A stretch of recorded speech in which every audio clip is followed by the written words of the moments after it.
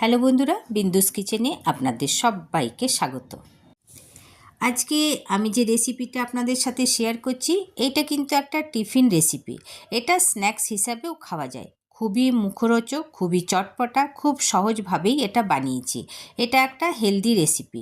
আমার এই রেসিপিটা যদি না বানিয়ে থাকেন অবশ্যই একবার বানাবেন। তার আগে দেখে নিই কেমনভাবে বানিয়েছি। আমি 2 চামচ আগে সাদা তেল কড়াইয়ের মধ্যে দিয়ে দিলাম। এর মধ্যে এখন আমি দিয়ে দিচ্ছি হাফ চামচ গোটা জিরে আর 1 চামচ গ্রেট করা আদা। এটাকে একটু হালকা আগে চালিয়ে নিলাম। এরপর এর মধ্যে আমি দিয়ে দিচ্ছি পালং শাক বাটা। আজকের রেসিপিটা আমার পালং শাক দিয়েই বানানো। পালং শাক দিয়ে বানিয়েছি আর সুজি দিয়ে বানিয়েছি। তো 7-8টা পালং শাকের পাতা ভালো করে ধুয়ে এটাকে আমি পিষে নিয়েছি মিহি করে, একটু বেশি জল দিয়েই পিষেছি। এই পালং শাকের বাটাটা দিয়ে দিলাম। এইটাকে খুব ভালো করে আগে আমি ফুটতে দেব, তার আগে খুব ভালো করে মিলিয়ে নিচ্ছি।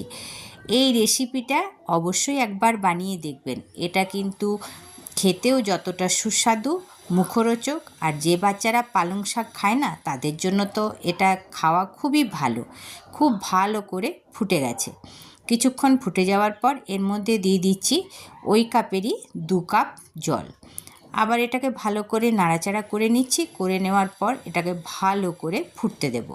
তো যতক্ষণ ফুটছে তার মধ্যে কিছু মশলা দিয়ে দিচ্ছি। দিয়ে দিলাম স্বাদমতো নুন, 1 চামচ দিয়ে দিচ্ছি চিলি ফ্লেক্স, দিয়ে দিচ্ছি হাফ চামচ গোলমরিচের গুঁড়ো, আর এর মধ্যে দিয়ে দিচ্ছি বড় চামচের 1 চামচ ধনেপাতা কুচি।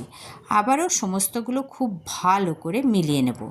এইবারে আমি সুজি নিয়েছি 200 গ্রাম।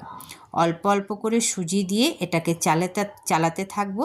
খুব ভালো করে সুজিটাকে এখন আমি রান্না করে নেব। তো বেশি এটা ফোটাবার দরকার নেই। কিছুক্ষণ যতক্ষণ না জল শুকায় ততক্ষণ এটাকে নাড়াচাড়া করব। আর যদি 2-1টা গুটলি থেকে যায় তো কোনো ব্যাপার নেই, এটা ম্যাশ করার সময় এটা কিন্তু মসৃণ হয়ে যাবে। খুব ভালো করে মিলিয়ে এটাকে এখন আমি 10 মিনিটের জন্য ঢেকে দিয়েছিলাম। 10 মিনিট পর এটাকে আপনাদেরকে দেখাচ্ছি। একটু শক্ত হয়ে গেছে কিন্তু কোনো ব্যাপার নাই, এটা ম্যাশ করলেই আবার নরম হয়ে যাবে। হালকা এখন সুষুম গরম আছে, এই অবস্থাতেই এটাকে এখানে থালায় নামিয়ে নিচ্ছি। এবার আমি থালার মধ্যে এটাকে খুব ভালো করে মসৃণ করে মেখে নেব। যেরকম আমরা আটা মাখি সেরকমভাবেই এটাকে মেখে নেব।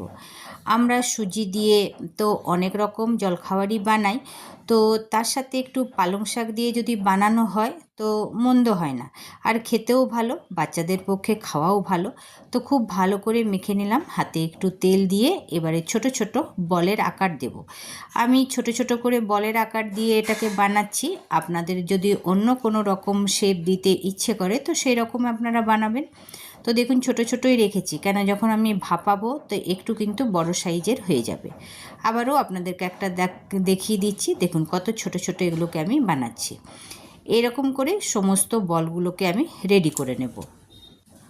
সমস্ত সুজির বলগুলো আমার রেডি হয়ে গেছে। এবারে একটা জালি থালায় আমি তেল মাখিয়ে নিচ্ছি, আর সমস্ত বলগুলো এর মধ্যে এখন দিয়ে এটাকে আমি ভাপাবো।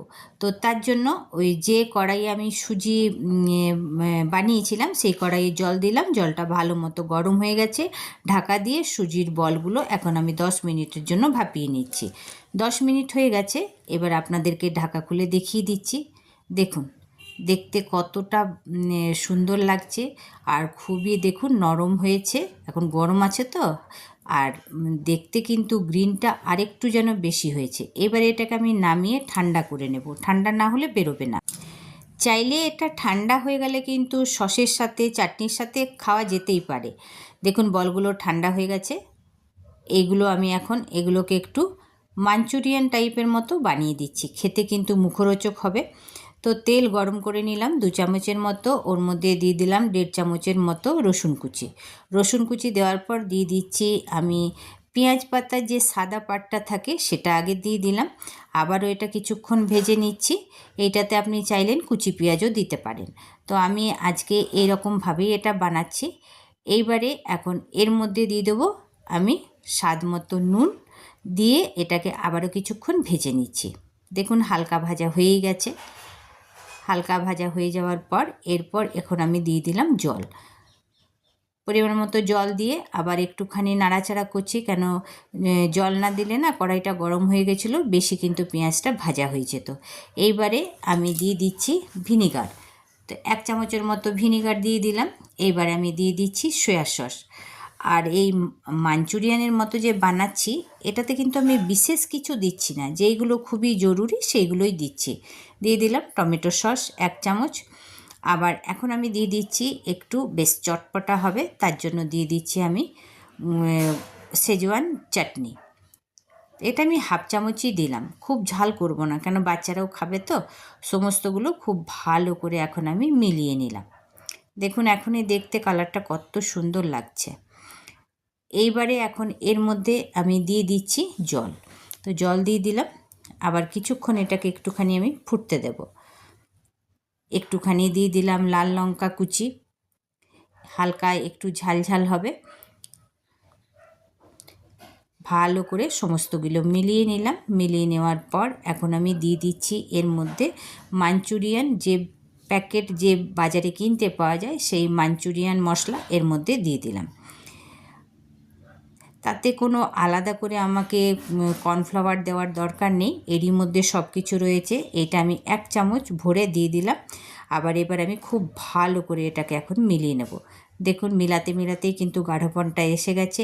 এর মধ্যে আর আমি কোনো রকম জল দেব না। খুব ভালো করে মিলিয়ে নিয়ে আমি যে সুজির বলগুলো বানিয়ে রেখেছি ওইগুলো এর মধ্যে দিয়ে দেব।